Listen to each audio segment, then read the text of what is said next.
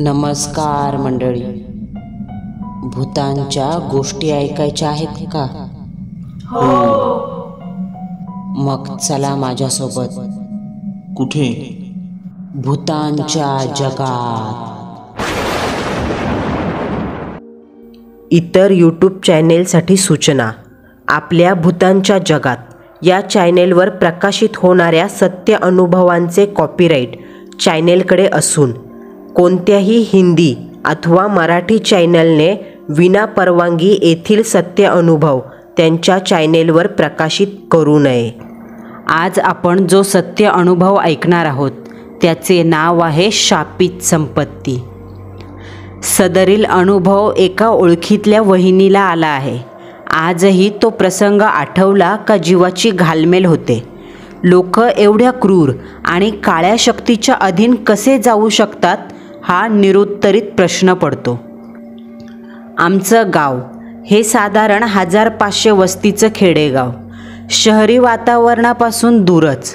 आपलं काम भलं आणि आपण भले हा आमच्या गावचा जणू नियमच होता. याच गावात थोरात कुटुंबाचं वास्तव्य होतं. भुजंगराव थोरात यांची पत्नी पार्वती म्हणजे पारू आणि मुलगी मीना. तिघांचं छोटेखानी घर, मध्यम वास्तू समाधानी कुटुंब. वडिलोपार्जित 3 एकर जमिनीला कसून आपला उदरनिर्वाह करत असे. मीना वर्षाची झाली असेल तेव्हा अचानक तापाचं निमित्त झालं आणि त्यातच भुजंगराव गेले. मीनाची सर्व जबाबदारी पारूबाईच्या खांद्यावर पडली. तरुणपणी आलेलं हे अकाली वैधव्य शत्रूच्याही वाट्याला येऊ नये. मात्र पती गेल्यानंतर पारूबाईने देवीच्या भक्तीचा मार्ग स्वीकारला आणि पुढे येणाऱ्या संकटांना सामोऱ्या जाऊ लागल्या. मीनाचं बालपण, तिचे हट्ट पुरवत त्यांचे दिवस सुखात जाऊ लागले. सकाळी उठून सडा सारवण करून शेत गाठायचं. घरी येऊन सायंकाळी देवीची गाणी म्हणायला जायचं. एकूण हा नित्यक्रम त्यांनी बाळगला. अकाली पतीच्या निधनानंतर विधवा म्हणून सासरकडचे संबंध विरळ झाले होते आणि माहेरावरून एक बहीण सोडली तर विचारपूस करणारं कुणीही नव्हतं. एकूणच काय, मायलेकी एकमेकींना घेऊन सुखी आयुष्य जगत होत्या. एवढी 2 वेण्या घालून फिरणारी मीना कधी मोठी झाली ते पारूबाईंच्या लक्षात आलं नाही. मीना मोठी झाली आणि मुलीच्या काळजीने पारूबाई चांगल्याच भेदरल्या. आत्तापर्यंत कैक वेळा त्यांच्या मनात मुलीबाबत काळजी वाटत होती. मात्र लहान आहे असं म्हणून त्यांनी बाजूला टाकलेला विषय आता त्यांच्या पुढ्यात ठाण मांडून बसला होता. पुढं गावगुंडांचा धोका ओळखून मीनाची शाळा बंद केली.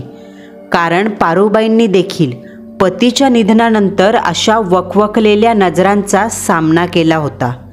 त्यामुळे मीनाची शाळा बंद करून तिला आपल्यासोबत शेतात घेऊन जाऊ लागल्या. 1-1.5 वर्षात दोघींनासुद्धा याची सवय झाली. मुलीच्या लग्नाच्या काळजीने पारूबाईंना मात्र अन्न गोड लागत नव्हतं. एके दिवशी सहज त्यांच्या एकमेव चुलत बहिणीचं पत्र आलं. मीनाने खणखणीत आवाजात वाचून दाखवलं. प्रिय पार्वती, बऱ्याच दिवसापासून तुझ्याशी बोलले नव्हते. नवरा गेल्यापासून तू तर आम्हाला विसरूनच गेलीस. मला वाटलं होतं माझ्या घरी येशील, पण असू दे. माझा पुरुषोत्तम आता शिक्षण पूर्ण करून आपल्याच मोठ्या दुकानात बसतो. मेहनत करून तोही रगड पैसा कमवायला लागलाय. बाकी तू बरी आहेस ना? आणि मीना काय म्हणते? आता बरीच थोरली झाली असेल. आता अष्टमीला येतच आहे तिकडे. येईल भेटायला तुला. कळावे, तुझी बहीण गंगा. गंगाताईचं पत्र ऐकून पारूबाईंच्या डोळ्यांच्या कडा पाणवल्या. पुढ्यात बसलेल्या मीनाला त्या सांगू लागल्या, अगं मीना, गंगा माझी दूरची बहीण. हिचं आणि माझं लगीन एकाच मांडवात लावून दिलं होतं. आम्ही दोघी नांदायला आलो तेव्हा आपल्याकडं नव्हतं एवढं धन तिच्या सासरी होतं. पण हिचा नवरा बेवडा निघाला आणि सारं काही गमावलं बघ. कुणाच्या बी वसरीला राहून दिवस काढले आणि आई एडाईच्या कृपेनं पुन्हा सोन्याचा घास खाऊ लागले. मीनाला ही गंगा मावशी नवीन होती. बाबा गेल्यापासून सगळ्याच नातेवाईकांनी पाठ फिरवल्याने आत्या मावशी असलं आपल्याला कुणी बी नाही. नातेवाईक फक्त श्रीमंतांनाच असतात असा समज तिने करून घेतला होता. लहानपणापासून फक्त सदाचारानंच वागायचं आणि इमानानं कमवायचं हे नित्यानंद स्वामींचे बोल कानात तिने साठवलेले होते. अष्टमीला मावशी घरी येणार म्हणून आईने घरात सामानाची जमवाजमव करायला सुरुवात केली. घरात पोहे, शेंगदाणे, पान सुपारीचा डबा एवढंच काय तर देवघरातल्या दिव्याच्या काजळीने काळवंडलेली येडामाईची आणि परमपूज्य स्वामींची प्रतिमाही बदलली. माती शेणानं सारवलेल्या त्या घरात भिंतींचा सुवास दरवळू लागला. अष्टमीचा दिवस उजाडला. पारूबाई मीना लगबगीने उठल्या. अंगणात सडा सारवण रांगोळी केली. खास ठेवणीतली साडी पारोबाईंनी अंगाभोवती लपेटली तर मीनाने खास शिवून घेतलेलं नक्षीकाम केलेलं परकर पोलकं घातलं. साधारण 10च्या सुमारास एक सजलेली घोडागाडी दारात थांबली. तशी मावशीच्या येण्याची दोघींना चाहूल लागली. पारूबाई धावत दारापाशी गेल्या. मीना लाजून आतल्या खिडकीत जाऊन थांबली. गाडीतून उतरलेली गंगाच आहे याची खात्री करायला पारोबाईंना वेळ लागला. कारण ती पहिली गंगा म्हणजे थोराड बांध्याची, अंगावर मळकी, चुरगळलेली साडी घातलेली, तेलाची मागणी करणारे बळेच चोपून बसवलेले केस, मातीने उन्हाने रापलेल्या चेहऱ्याची गंगा नव्हती. ही गंगा लक्ष्मीसारखी खाली उतरली. सतेज वर्ण, कमरेपर्यंत पोचलेली वेणी, त्यात सुगंधी फुलांचा गजरा, उची चोपून नेसलेली साडी, 40शीतला ताठर बांधा, अंगावर टोपलभर दागिने, पायात पैंजणांचा आवाज करत ती पारोबाईच्या पुढ्यात येऊन उभी राहिली. तिच्या पाठी चालत येणारा, नुकतंच मिसरूड फुटलेला, तिच्याच तोंडवळणाचा मुलगा पुरुषोत्तम असावा असे पहिल्याच नजरेत तिने ओळखलं. पाहुणे अखेरीस घरात आले. शेजाऱ्यांकडून आणलेल्या चटईवरती ते आरामात बसले. थोडा वेळ इकड तिकडची चर्चा झाली आणि जेवण उरकून पुन्हा सुपारी चगळत पुढच्या खोलीत मायलेकरं बसली. या मायलेकी मात्र मागच्या खोलीत जेवण करत होत्या. गंगाच्या एकूण बोलण्याचा पारोबाईंनी विचार केला. गंगा बदलली नव्हती. ती लहानपणी होती अगदी तशीच होती. गर्वाने माखलेली, अहंकाराने तुसडेपणाने बोलणारी. आता तर काय, संपत्ती आली. संपत्ती आली की भले भले बदलतात असा विचार करत त्यांनी जेवण संपवलं आणि दोघी मायलेकी पाहुण्यांसमोर येऊन बसल्या. मीनाला जवळ घेत गंगा म्हणाली, पारू, तुझी मीना मोठी झाली का ग? त्या अपेक्षित प्रश्नाने पारूबाईंनी हलक्या आवाजात होकार भरला. मीना मात्र लाजेने अंग चोरत अवघडली. हो ना गंगू, त्याचीच काळजी लागली आहे बघ. पोरीला आता उजवावं लागणार आणि दिवसमान असे आहेत का आज खाल्लं तर उद्याची पंचायत. थोडा वेळ सावरून बसत गंगाने थेट विषयाला हात घातला. पोरीची काळजी तू सोड. हा बघ, माझा पुरुषोत्तम यंदाच करता झालाय. तुला लाखोचा हुंडा देऊन सुद्धा माझ्या एवढ्या तोला मोलाचं घर सापडणार नाही. पारोबाईंच्या चेहऱ्याची मुद्रा बदलली. बोलण्यातला कडूपणा दूर सारून व्यवहाराने 2 मिनिटं पारोबाईंनी विचार केला. खरंच स्थळ तसं वाईट नव्हतं. गंगा वागायला फटकळ असली तरी आज ना उद्या सगळं मीनाच्याच हातात येईल. मीनाच्या लग्नाचा ठराव असा अचानक येईल हे ध्यानीमनीही नव्हतं. आई एडाईला मनोमन हात जोडून पारोबाई बोलायला लागल्या. तुझं ठीक आहे, पण पुरुषोत्तमरावांच्या वडिलांना माहिती आहे का? एकदा त्यांच्या कानावर गेलं म्हणजे त्यावर मंडळी सगळं ठरवून आल्यासारखी बोलू लागली. त्यांना सगळं सांगून आले, आम्ही अंगावरच्या दागिन्यासह पोरीला सून करून घ्यायला तयार आहोत. पारोबाई मात्र थोडा वेळ मागत असल्याचं पाहताच गंगूबाईने गडबड केली आणि तिच्याकडून होकार मिळवलाच. रात्री उशिरापर्यंत चर्चा करून मंडळी निजली. पारूबाईंनी चिंतेचा निश्वास टाकत रात्री 10च्या सुमारास अंग जमिनीला टेकवलं आणि क्षणार्धात निद्रादेवीच्या स्वाधीन झाल्या. तोच. दारावरच्या थापेनं त्यांना जाग आली. एवढ्या रात्री कोण आलं असेल म्हणून मंदावलेल्या कंदिलाच्या प्रकाशात त्या दाराशी गेल्या. दार उघडताच घरातल्या काळोखाला चिरत प्रकाशाची तिरीप आली. जणू सूर्य दाराशी थांबला होता. अंगाला थंडगार वाऱ्याची झुळूक स्पर्शून गेली. प्रकाशाने सावरलेल्या नजरेनं त्यांनी उभ्या असलेल्या आकृतीकडं नजर स्थिरावली. तोच. समोरून चिडलेला पण घोगरा आवाज आला. तसा पारोबाईंच्या अंगावर सरकन काटा आला. मीनाचे मेलेले वडील दाराशी उभे होते. त्यांना असं पाहताच पारूबाईचं डोकं फिरलं. त्या मटकन खाली बसल्या.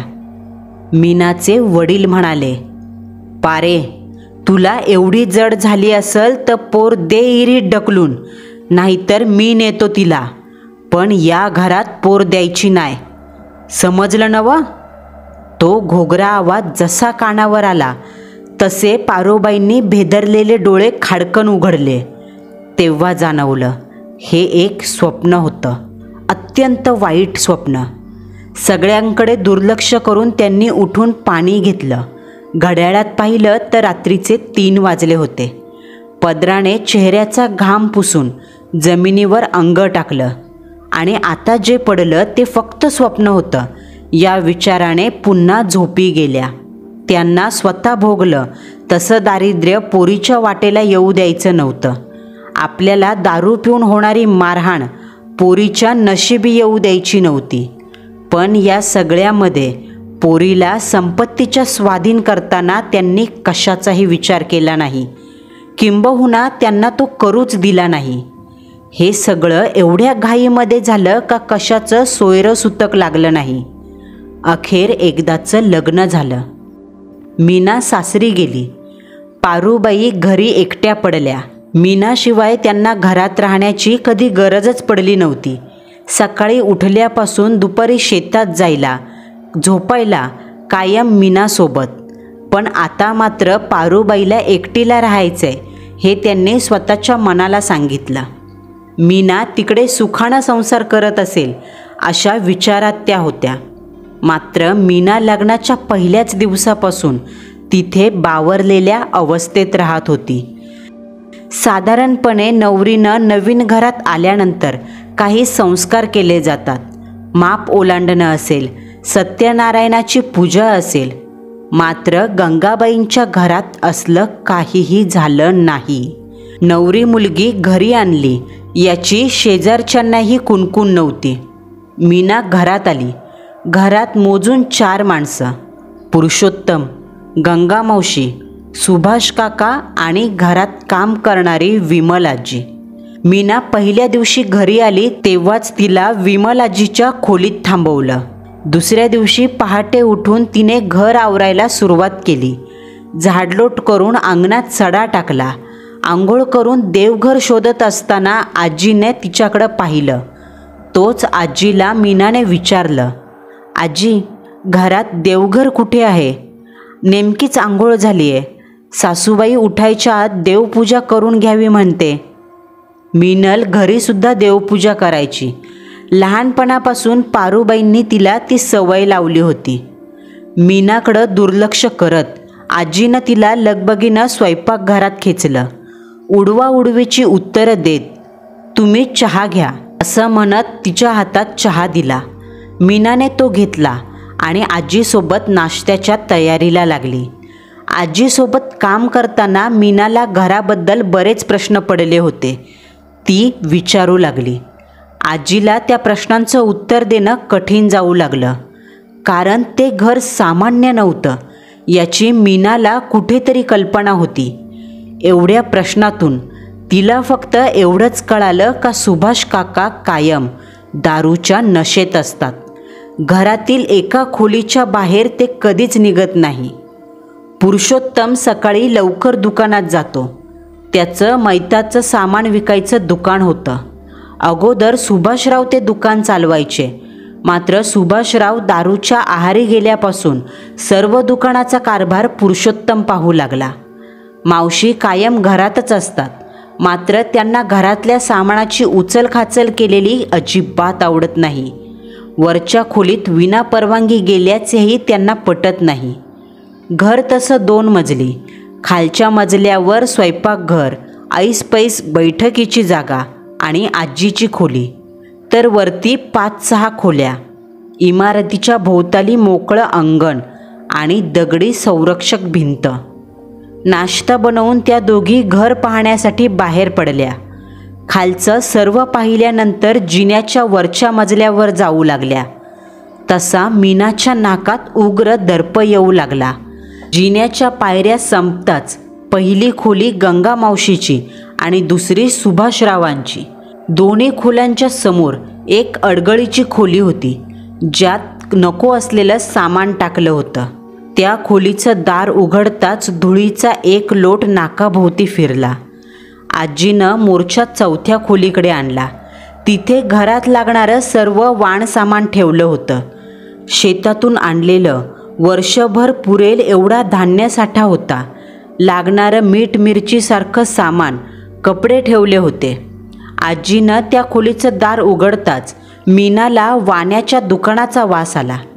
नंतर आजी 5वी खोली सोडून सरळ गच्चीवर गेली. मीनाला वाटलं अर्धवट बंद असलेल्या खोली आजी दाखवायच्या विसरल्या. त्यामुळं तिने बारीकशी कडी घातलेल्या अर्धवट उघडलेल्या दाराला जोराचा धक्का दिला. तसा आतून मलमूत्र साचल्याचा घाणेरडा दर्प मीनाच्या नाकात भिनला. एकदम शिसारी यावी असा तो दर्प होता. या घरात नेमकं काय आहे असा विचार करत तिने त्या अंधाऱ्या खोलीत मान डोकावली. मात्र तिला काहीच दिसलं नाही. जणू अंधारसुद्धा पांघरून घेऊन बसला होता. पण दाराच्या पाठीमागे असलेल्या डोळ्यांकडे तिचं लक्ष गेलं नाही. अंधाराची चादर पांघरून बसलेलं ते लाल जर्द आग ओकणाऱ्या डोळ्यांनी एकटक मीनाकडे पाहत होतं. उत्सुकता माणसाचा जीव घेते. मीनाने देखील उत्सुकतेपोटी घरात आपला डावा पाय टाकला आणि एका अघटित संकटाला आमंत्रण दिलं. क्षणार्धात सरकन डोळ्यासमोर काहीतरी आलं. मीनाच्या पायाला घट्ट पकडलं आणि खेचून तिला आत ओढलं. मीना गुडघ्यावर खाली पडली. तोच धाडकन आवाज होऊन दार बंद झालं. मीनाला काय होतंय ते समजत नव्हतं. अंधारात कुणीतरी लपून बसलं असावं असा तिचा समज झाला. त्या घाण उग्र दर्पाच्या खोलीत मीना सापडली. तोच कसला तरी चिपचिपीत पदार्थ तिच्या शरीराला चाटून जाऊ लागला. क्षणार्धात मीनाचे डोळे त्या अंधारात सरसावले. त्या डोळ्यांना आता फक्त अंधार दिसला. सावरलेल्या डोळ्यांनी आपल्या आजूबाजूला ती स्पष्टपणे पाहण्याचा प्रयत्न करू लागली. पण काहीही दिसेना. खोलीच्या ऐन मधोमध ती पडली होती. बाजूला अनेक घाण पदार्थ पडले असावेत, कारण बाजूनेच त्यांचा वास येत होता. तोच तिची नजर पायाशी गेली. तिथे काहीतरी होतं, पण ती काळी आकृती ओळखू येईना. तो प्राणी होता की माणूस, का विचित्र काहीतरी. तिच्या पायाभोवती गोंडा घालत होता. तिला दिसले ते फक्त आग ओकणारे लाल जर्द डोळे. क्षणार्धात ते डोळे तिच्या समोर आले आणि ते अतृप्त तिच्या छातीवर बसलं. मीनाने जोरात ओरडण्याचा प्रयत्न केला, मात्र तिचा आवाज उंबरठ्याच्या बाहेर गेला नाही. मीना आजीला हाका मारत होती, पण आवाज आतल्या आत. ते अतृप्त मीनाचे शरीर चाटण्यात व्यस्त होते. मीनाला काय करावं काहीच समजत नव्हते. तोच धाडकन दार वाजलं आणि मीनाची आकृती तिला दिसली. आजीला पाहताच ते अतृप्त पुन्हा बाजूला झालं आणि एका कोपऱ्यात मुटकुळी मारून बसलं. मीनानं मागचा पुढचा कसलाही विचार न करता सरळ दाराच्या बाहेर धूम ठोकली. आजीनं तिला बाजूला करत ते दार पुन्हा लावून घेतलं आणि मीनाला घेऊन गच्चीवर गेली. मीनाच्या डोक्यात अनेक प्रश्न होते. आजीसोबत ती शांतपणे वर गेली आणि वर जाताच तिने भांडावून सोडलं. आजी, ते काय होतं? माझ्या अंगावर काय आलं? खोलीत एवढा वास कसला? मात्र आजीची तिखट नजर तिच्या सर्व प्रश्नांना झुगारून देत होती. आजीनं कमरेला खोचलेल्या पिशवीतून लिंबू बाहेर काढलं. मीनावरून 3दा उतरवत दातानं कचकन फोडलं. अर्ध लिंबू मीनाच्या तोंडात पिळलं आणि अर्ध घराच्या पाठीमागे फेकून दिलं. मीनाला काय होतंय काहीच कळत नव्हतं. मात्र हे घर सामान्य नाही हे तिच्या लक्षात आलं. पायावर त्या अतृप्त्याने अशी झडप घातली होती का पायाची कातडी सोलून निघाली होती. पायाचा त्रास होऊ लागला. तशीच मीना स्वयंपाकघरात शिरली. तोच चुलीजवळ कुणीतरी झुलत बसलं होतं. दुधाचं पातेलं तोंडाला लावलेलं, अंगावर फक्त लुंगी नेसलेलं 60च्या वयातला व्यक्ती म्हणजे सुभाष काका. मीनाने ओढवलेला प्रसंग बाजूला ठेवून आस्तेनं त्यांना काय हवं नको याची विचारपूस केली. फक्कड चहा बनवून बटर दिलं. काही वेळाच्या अंतराने तिला कुणाची तरी कुजबूज ऐकू आली. तो आवाज विमलाजी आणि गंगू मावशीचा होता. हळू आवाजात त्या नक्कीच झालेल्या प्रकाराबद्दल माझ्याबद्दल बोलत असतील याची मीनाला खात्री होती. नंतर गंगू मावशीचा आवाज ऐकताच काका जागचे उठले. हातात 2 बटर पकडून धावत जिन्याशी गेले. त्यांचं वागणं मीनाच्याच काय तर सगळ्यांच्याच डोक्यावरून जाणारं होतं. आजी मीनाजवळ आल्या.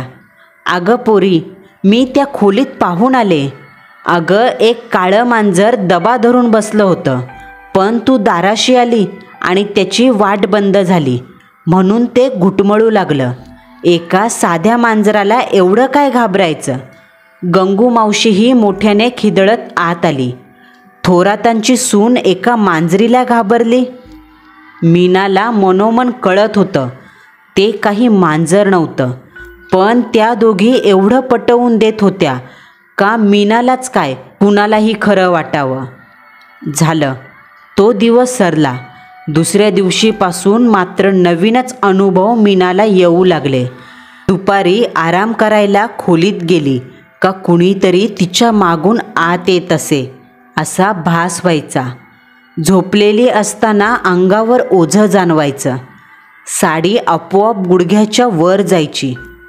त्या दिवशी मात्र अवचित घडलं. रात्रीच्या वेळी तब्येत बरी नव्हती म्हणून मावशीने तिला संध्याकाळी वर जाऊन झोपायला सांगितलं. तिने सांजेला झोपायचं नसतं हे आईचं वाक्य तिच्या कानात होतंच. महिन्याभरापासून या घरात जे सांगितलं जातं ते गुमान ऐकायचं, नाहीतर मावशीचे चटके आणि आजी पोटाला पिळते एवढा नियम तिला कळाला होता. ती वरती जाऊन कंदिलाची वात थोडी कमी करून निजली. खोलीची दिशा पूर्वेला असल्याने जरा लवकर अंधार दाटून आला. ती झोपताच पुरुषोत्तम तिच्या जवळ आला. मीना उठून सावरून बसली. तोच काहीही न बोलता पुरुषोत्तमने तिच्या दोन्हीही खांद्यांना पकडून तिला झोपावलं. पुढे होणाऱ्या भयानक वेदना तिला जाणवू लागल्या. तिने हळू आवाजात विरोध केला, मात्र पुरुषोत्तमने जणू कान बंद केले होते. कामवासनेचा राक्षस जणू त्याच्या अंगात भिनभिनत होता. मीना मात्र वेदनेने विवळत होती. मात्र पुरुषोत्तमला त्याच्याशी काहीही देणं घेणं नव्हतं. तेवढ्यात दारावर थाप ऐकू आली. मीना, ए मीना! आवाज आजीचा होता. मीना भानावर आली आणि पुरुषोत्तमला बाजूला करत कपडे सावरू लागली. झटदिशी कपडे चढवून मीनाने झटणाऱ्या पुरुषोत्तमला बाजूला ढकललं आणि दाराच्या कडीला हात घातला. विस्कटलेल्या केसांना सावरत दार उघडलं. दारावर आजी चिडून उभी होती. ओरडत तिने मीनाच्या हाताला पकडून जाब विचारला, पण मीनाची पाचावर धारण बसली. आजीचा तो राग तिच्या ध्यानातच येत नव्हता, कारण आजीच्या बाजूला कामावरून आलेला पुरुषोत्तम उभा होता. कडी उघडल्यावर तो आत आला. मग माझ्यासोबत कोण होतं तिने वळून पाहिलं तर पलंगावर फक्त विस्कटलेली चादर आणि रक्ताचे डाग होते.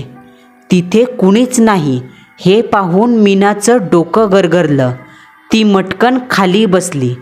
तिचं शरीर तर थकलंच होतं, आता मेंदूही बंद झाला. ती सुन्न होऊन पडली. तिच्याकडे पाहून आजी देखील बिथरली. कदाचित तिला या सगळ्याची माहिती असावी. तिच्या निपचित पडलेल्या देहाला पुरुषोत्तमने अलगद उचलून पलंगावर ठेवलं आणि पाय आपटत तिथून निघून गेला. आजी मात्र तिथेच काही वेळ थांबली. पलंगाच्या खाली कसली तरी खुडबुड, तशी आजी खाली वाकून पाहू लागली. खाटेच्या खाली लालबुंद डोळे आणि रक्ताने माखलेली जीभ त्या घट्ट काळोखात चकाकली. तसाच तिने पाय उचलला आणि वेड्यासारखी जिन्याने खाली धावत सुटली. धापा टाकत गंगा मावशीकडे गेली. काय झालंय ग तुला? काय भूत मागं लागलं का? असं विचारलं. बाजूच्या माठातून तांब्याभर पाणी घेत एका घोटात आजीने पाणी संपवलं. तशी गंगाही चकाकली. प्रश्नांचा भडीमार थांबवत आजीला शांत केलं. 5 मिनिटाने आजी बोलायला लागली. तो बाहेर आलाय, खोलीच्या बाहेर आलाय. मीनाला त्याने झपाटलं. पुरुषोत्तम माझ्याकडे आला होता. त्याने सांगितलं मीना दार उघडत नाही, म्हणून मी त्याच्यासोबत खोलीत गेले. अर्ध्या तासाने मीनाने दार उघडलं. पण पुरुषोत्तमला पाहताच ती बेशुद्ध झाली. तिच्या शरीरावर दाताचे, नखांच्या जखमा मी स्वतःच्या डोळ्यांनी पाहिल्यात. आपल्याला लवकरच भुजंगला बोलवावे लागेल. हे इप्रीत घडायला नको होतं. गंगा आजीचे बोल ऐकून कावरीबावरी झाली. पदराने चेहऱ्यावरचा घाम पुसत तिने विचारलं, तो धन देणार नाही? त्यावर आजी संतापली. अगं ए भवाने, एवढी कशी ग हावरी तू? हिथं जीवावर बेतलंय आणि तुला अजून हाव सुटते. एवढं वर्ष खाल्लंय ना त्यानेच दिलेलं. आठव, तू लंकेची पार्वती आणि तुझा बेवडा कामचुकार नवरा नाक घासत माझ्या पायाशी आला होतात. तेव्हाच हे पिशाच्च तुला वश करून दिलं होतं ना. फक्त दारू आणि मटण देऊन त्या पत्र्याच्या घरातून या वाड्यात आलीस. केसाला लावायला तेल नव्हतं तर आत्ता अत्तराने आंघोळ करतेस. मनमर्जी वाटेल तेव्हा त्या पिशाच्या पुढं हात पसरवतेस. सांगितलं होतं फक्त तरणीबाई त्याच्या नजरेला पडली नाही पाहिजे. मग लक्ष ठेवायला काय धाड भरली होती? आता त्याला चटक लागली. आता फक्त भुजंगच आपल्याला वाचवू शकतो. धाड बोलावणं त्याला. गंगा जागची उठली. चप्पल घालायचंही भान तिला नव्हतं. तशीच धावत पुरुषोत्तम जवळ गेली. तो दुकानाला कुलूप लावत होता. तिने निरोप दिला तसा पुरुषोत्तम तिकडे गेला आणि गंगा घरी आली. तासाभराच्या अंतराने पुरुषोत्तम एका इसमासोबत घरी आला. तो इसम अतिशय भयानक. केसांच्या जटा खांद्यापर्यंत लोळत होत्या. चेहरा सुजलेला, डोळ्याखाली वर्तुळं, कपाळावर दोन्ही भुवयांच्या मध्ये रुपया एवढा टिपका, नजरेत आग, काळा कुर्ता आणि काळी लुंगी घातलेली, हातात तपकिरी रंगाची शबनम. तो आला तसा कुणाशी काहीही न बोलता सरळ जिना चढायला लागला. त्याच्या पाठोपाठ गंगा आजी आणि पुरुषोत्तम धावले. तो सरळ बंद पडलेल्या अंधाऱ्या खोलीत गेला. त्याच्या पाठोपाठ जाणाऱ्या पुरुषोत्तमने एक नजर फिरवली. अंधारातल्या कोपऱ्यात शरीराचं मुटकुळं करून ते ध्यान तिथेच बसलं होतं. भुजंग आत गेला आणि धाडदिशीत दरवाजा लागला. इकडे मीनाला शुद्ध आली. शरीरात असह्य वेदना होत होत्या. मानेवर, छातीवर, कमरेवर सगळीकडे रक्ताने माखलेल्या जखमा होत्या. जखमा खोलवर झाल्या होत्या. मीना उठून बसण्याचा प्रयत्न करत होती, मात्र क्षीण शरीराला हातही हलवता येत नव्हता. ती काही वेळ तशीच निपचित पडून राहिली. वेदनेने डोळ्यातून अश्रू वाहत होते. आई एडेश्वरीचं ध्यान तिला झालं. आई, कसल्या संकटात अडकवलंस ग? ज्याने माझ्या शरीराचा ताबा घेतला तो नेमका होता तरी कोण? आई, वाचव, असं म्हणत ती पुन्हा बेशुद्ध झाली. इकडे अर्ध्या पाऊण तासाने भुजंग तडफडत बाहेर आला. त्याच्या ओठातून रक्त येऊ लागलं. जणू झटापट झाली असावी. त्याचा कुर्ता फाटलेला. कसा तरी रांगत तो बाहेर आला आणि तोच दरवाजा पुन्हा एकदा धाडकन बंद झाला. भुजंग सर्वांना घेऊन खाली आला. आपल्याला लवकर पूजा घालावी लागेल. 2 दिवसांनी अमावस्या आहे. याच काळात मीनाला त्याच्या स्वाधीन करावं लागेल. ती काही आता जिवंत राहत नाही आणि यात जर कसर झाली तर तुमचंही काही खरं नाही. मिळालेल्या संपत्तीचा लयलूट व्हायला वेळ लागणार नाही, कारण ते पिशाच्च आता मीनाच्या पाठी लागलंय. तिला घेतल्याशिवाय ते स्वस्थ बसत नाही. असं म्हणत पूजेची सामग्री पुरुषोत्तमला सांगून भुजंगने काढता पाय घेतला. त्याच्यासोबत आजी निघून गेली. त्या मोठ्या वाड्यात फक्त मीना, पुरुषोत्तम आणि गंगा. भुजंग जाताच वरचा दरवाजा उघडल्याचा आवाज ऐकू आला. जोरजोरात पायऱ्यांवर आदळं आपट करत ते अतृप्त खाली आलं. तशा भेदरलेल्या पुरुषोत्तम आणि गंगाच्या नजरा दाराकडे गेल्या. ते पळाले. ते रात्रभर दाराबाहेरच थांबणार. एवढ्या मोठ्या वाड्यात आता एकटी मीना.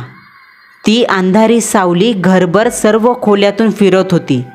मीनाला काही वेळाने शुद्ध आली, मात्र अजूनही तिची परिस्थिती सुधारली नव्हती. ती पलंगावर उठून बसताच तोच थंडगार हवेचा झोत तिच्या अंगावरून गेला. जखमांनी बरबटलेल्या शरीराला सरदिशी काटा आला. भल्या मोठ्या वाड्याचे लाकडी बांधणीचे दरवाजे, खिडक्यांची तावदानं धडाधड एकमेकांवरती आदळू लागली. जणू एखादं तुफान त्या घरात शिरलं असावं. संपत्तीच्या मोहानं वश केलेलं पिशाच्च आता मुक्त झालं होतं. त्याचा स्वतंत्र वावर सुरू झाला. दारिद्र्यानं बरबटलेल्या गंगामावशीने याला वाजत गाजत घरात आणलं, मात्र स्त्रीच्या वासाने त्याची भूक खवळली. आता तो संपूर्ण घराचा ताबा घ्यायला निघाला. पुरुषोत्तम आणि गंगा दुकानाच्या पाठीमागे असलेल्या खोलीत रात्र काढायला निघून गेले. मीना घरात एकटीच होती. देवीचा जप करत शांत बसली होती. इकडे भुकेनं व्याकुळ झालेल्या सुभाष काकांना नशेतून जाग आली. तसे त्यांनी दार उघडलं आणि स्वयंपाकघरात जाण्यासाठी निघाले. या सगळ्या प्रकाराची कोणतीही कल्पना त्यांना नव्हती. भूक लागेल तेव्हाच खाली यायचे. एरवी खोलीत ठेवलेल्या दारूच्या बाटल्यांवर ते दिवस काढायचे. याच सुभाष काकांच्या मदतीने त्या पिशाच्याने वाड्यात प्रवेश केला होता. आता खवळलेल्या भुकेला सावरण्यासाठी ती काळी सावली जिन्यातून सरकण वर गेली आणि मीनाच्या खोलीबाहेर उभी राहिली. थकलेल्या शरीराने मीना पलंगावर शांत पडली होती. तिचे फक्त डोळे उघडे होते, पण प्रतिकार करण्यासाठी अंगात बळ नव्हतं. ते पिशाच्च पुन्हा एकदा तिच्यावर स्वार झालं. मीनाच्या शरीरातून निघालेल्या रक्ताच्या थेंबानं थेंबाला चाटत गेलं आणि पुन्हा एकदा सुरू झाला अतोनात छळ. ते पिशाच्च सकाळी पुन्हा आपल्या ठाणी गेलं, मात्र यावेळी त्या उग्र दर्पाच्या खोलीत त्याने मीनाला पण नेलं. एकदाची सकाळ झाली तसा भुजंग, गंगा, पुरुषोत्तम पुन्हा त्या घरात आले. त्यांच्याकडे फक्त आजचा दिवस होता. पूजा उद्या संध्याकाळी होणार होती आणि पुन्हा एकदा त्या विषयाचा वापर संपत्ती मिळवण्यासाठी करून घेणार होते. यावेळी फक्त संपत्तीच नाही तर जीवाची भीकसुद्धा त्याच्यापुढे मागितली जाणार होती. सामानाची जमवाजमव करण्यात संध्याकाळ झाली. सर्वांच्याच तोंडचं पाणी पळालं होतं.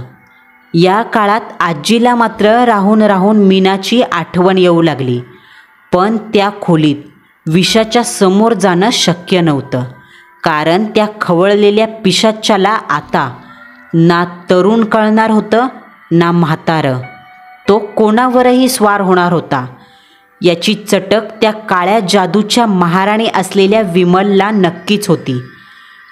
तिचं वय जेवढं वाढलं होतं तेवढाच तिचा अनुभव तगडा होता.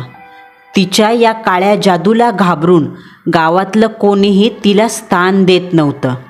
अशात कर्मकरंटी गंगा तिच्याकडे गेली आपल्या उद्धारासाठी. तिने सैतानी पूजा घालायला सुरुवात केली. तेव्हाच फक्त एका अटीवर तिनं सैतान तिला दिला, मला घरात राहू दे. तुझी मोलकरीण म्हणून का होईना, पण मला घरात हक्काचं स्थान हवं. सायंकाळ झाली तशी भुजंगानं सर्वांना ताकीद दिली, आज रात्री कोणीही इथं थांबू नका, कारण उद्या संध्याकाळी आपल्याला पूजा करायची आहे. त्या खवळलेल्या पिशाच्याकडे मीनाला सुपूर्त करू आणि त्याच्याकडून काही वचन मागून घेऊ. त्यानंतर त्याला त्याच खोलीत पुन्हा कोंडायचं. केवळ दारू आणि मटणाचा वास देऊन तो दिवसभर मीनाच्या आत्म्यासोबत कामक्रीडा करेल आणि यातून त्याचाही फायदा होईल आणि आपल्यालाही संपत्ती मिळेल. पण त्याच्याशी संपर्क साधायचा म्हणजे ग्रहणाला. दुसऱ्या दिवशीचं ग्रहण योग्य वेळ. सर्व माहिती ऐकून पुरुषोत्तमने आणलेलं सामान एका कोपऱ्यात ठेवलं आणि तिथून काढता पाय घेतला. इकडे मीनाला जाग आली. ती आई येडेश्वरीचं नामस्मरण करत जागची उठली. आत्तापर्यंत पारुणं आणि तिने केलेली देवीची सेवा फळाला आली. तिला चालता येऊ लागलं. शरीरावर ओथंबलेल्या जखमा घेऊन ती दाराच्या बाहेर पडली. रात्री 12:30ची वेळ असावी. ती जशी दाराबाहेर पडली तशी झरझर करत चालायला लागली. याचंही भान नव्हतं की अर्धनग्न अवस्थेत फक्त साडी गुंडाळून आली होती. मीना शरीरावरच्या रक्ताला सांडत बस स्टँडवर येऊन पोचली. कारण रात्री 2च्या सुमारास स्वामी नित्यानंदांच्या मठाकडे जाणारी बस तिथेच लागत होती. लहानपणापासून आईसोबत ती अनेक वेळा स्वामींच्या चरणी गेली होती. याही वेळी जीवावर घेतलेलं संकट स्वामी नक्की दूर करतील असा आशावाद होता. ठरल्याप्रमाणे रात्री 2 वाजता बस आली. मीना गाडीत चढली. द्यायला जवळ पैसे नव्हते म्हणून तिने सोन्याचं मंगळसूत्र कंडक्टरच्या हवाली केलं. कंडक्टरने तुम्हाला कुठे जायचंय असं विचारून मंगळसूत्र वापस दिलं. कारण या पृथ्वीतलावर स्वामींच्या भक्तांची कमी नाही. स्वामींच्या ठिकाणी जाणाऱ्या शिष्यांना प्रत्येकजण मदत करतोच. कंडक्टरने मोफत तिला गाडीतून मठाजवळ नेलं. सकाळी 5च्या सुमारास मीना मठात पोचली. मीना सासरी गेल्यापासून पारूनं घर सोडलं होतं. संसाराच्या मोहपाशातून बाहेर येऊन त्यांनी मठालाच आपलं घर बनवलं. मठात पडेल ती सेवा त्या करत होत्या आणि दिवसभर आई येडेश्वरीचं स्वामींचा जप करून दिवस संपवायच्या. मीना पहाटेच्या काकड आरतीच्या सुमारास मठात दाखल झाली. तिला पाहताच आरतीला उभ्या असणाऱ्या पारूबाई बावरल्या. ती मीनाच आहे का याची खात्री करायलाही त्यांना 2 मिनिटं लागली. कारण अस्ताव्यस्त केस, खांद्यावर, हातावर, गालावर सगळीकडे जखमा, जखमातून रक्त वाहून त्याचे काळसर पडलेले डाग, अंगात फाटलेली साडी, ब्लाऊज नसल्याने साडीला पूर्ण शरीराने झाकून घेण्याची तिची भाबडी कसरत. या सर्व गोष्टी पाहून पारूबाईंनी हंबरडा फोडला. स्वामीजी आरती करत होते. एक वार त्यांनी नजर पाठी घातली. झालेला प्रकार त्यांना दिसला. यावेळी स्वामींच्या चेहऱ्यावर हास्य होतं. आरती संपवून ते आपल्या अध्ययन कक्षाकडे गेले. पारोबाईंनी मीनाची विचारपूस केली आणि तडक स्वामीजींच्या अध्ययन कक्षात दोघीही गेल्या. त्यांच्यासोबत मठाचे सचिव अण्णा होते. अण्णांनी दोघांना स्वामींजवळ नेलं. स्वामी ध्यानाला नेमकेच बसत होते. स्वामींचा तेज मानवी डोळ्यासाठी जणू नव्हताच, कारण फार फार तर 10-15 सेकंद आपण त्यांच्याकडे पाहू शकतो. असा तेजस्वी चेहरा, दाट केस, भव्य आणि उजळ कपाळ, त्याची शोभा वाढवणारा दोन्ही भुवयांच्या मध्यभागी अष्टगंधाचा ठिपका, निळे डोळे जे कायम कशाचा ना कशाचा वेध घेत आहेत. स्वामींनी पारूबाई आणि मीनाला जवळ बोलवलं. अगदी स्मित हास्य करत त्यांनी अण्णाला काही वस्तू आणायला सांगितल्या आणि ती शबनम घ्यायला सांगितली.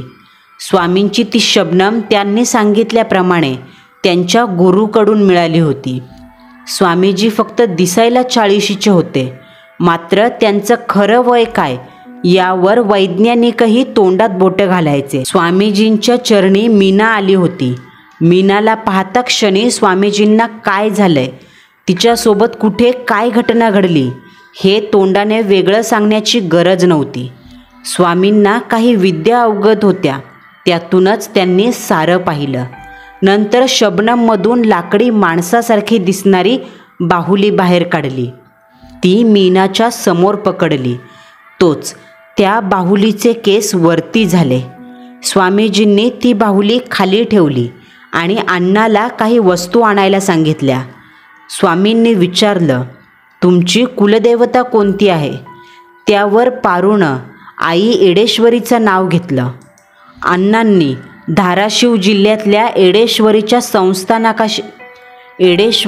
संस्थानाशी संपर्क साधला आणि तातडीने आईच्या अंगावरती लपेटलेली प्रासादिक साडी मागून घेतली. पारोबाईंना इशारा दिला, ही साडी मीनाच्या अंगावर किमान 2 दिवस ठेवायची. आपल्या मठातील देवीच्या मंदिरात मीनाला 2 दिवस बसवायचं. ज्या प्रकारे नवरात्रीमध्ये 9 दिवस घट बसून पूजा अर्चा केली जाते, त्याच प्रकारे मीनाने 2 दिवस देवीची आराधना करायची. अण्णाला काही सामान आणायला सांगितलं होतं. दुपारी 3च्या सुमारास ते सर्व सामान घेऊन अण्णा मठात दाखल झाले. स्वामींनी तातडीने प्रसंगावधान राखत सर्व सामान एका थालीत भरलं. हळदी कुंकू, काळी वस्त्र, बिब्याची फुलं, मोजून 11 लिंब याने थाळी सजली. स्वामीजींनी स्वतःच्या हाताने मीनावरून ती 11 वेळा उतरवली.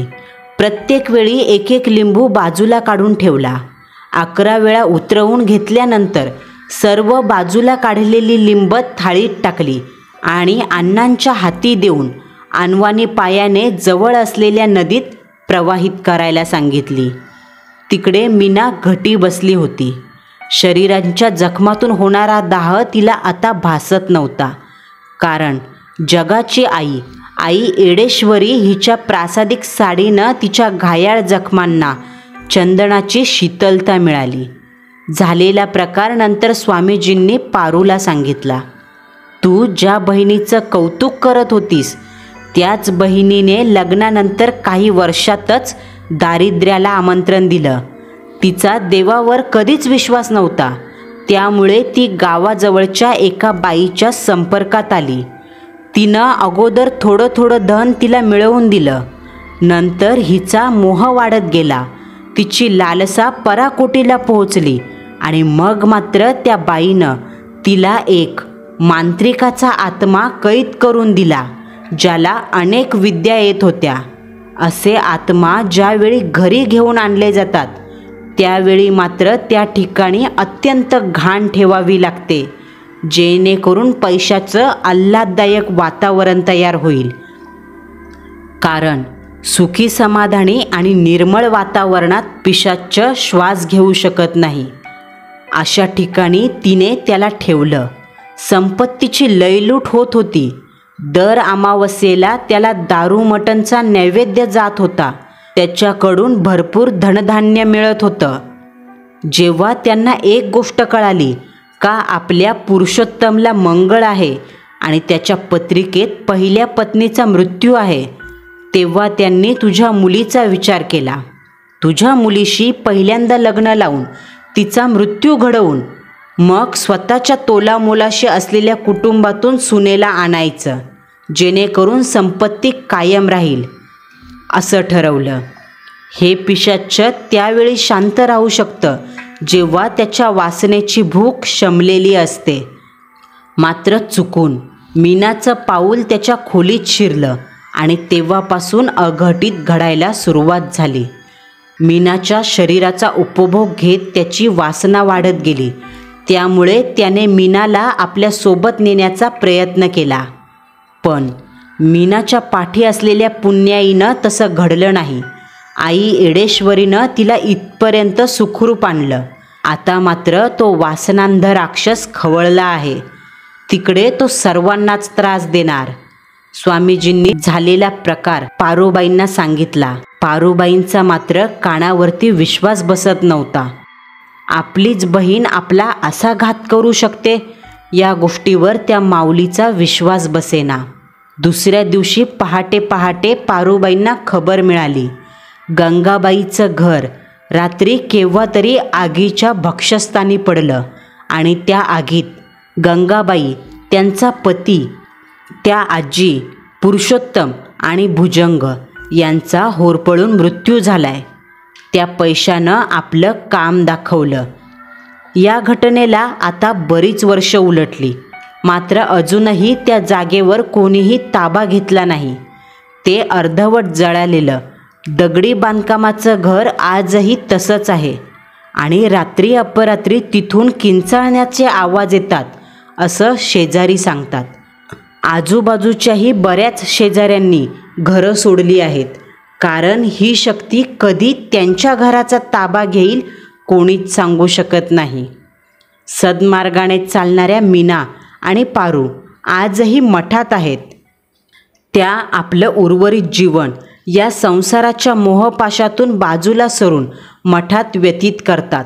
मठात पडेल ते काम करून आपली उपजीविका भागवतात. स्वामींच्या कृपेने आत्तापर्यंत कसलीही कमी पडली नाही. मीनाच्या शरीरावर एकही पिशाच्याने दिलेला डाग शिल्लक राहिला नाही. दोघीही निस्सीम भक्तीने एडेश्वरीच्या सेविका आहेत आणि आई एडेश्वरी देवीसुद्धा कायम त्यांच्या पाठीशी उभी आहे. मंडळींनो, आपला आजचा थरारक अनुभव तुम्हाला कसा वाटला हे कमेंट बॉक्समध्ये कळवायला विसरू नका. पुन्हा भेटू. नवा सत्य अनुभव, नवा थरार.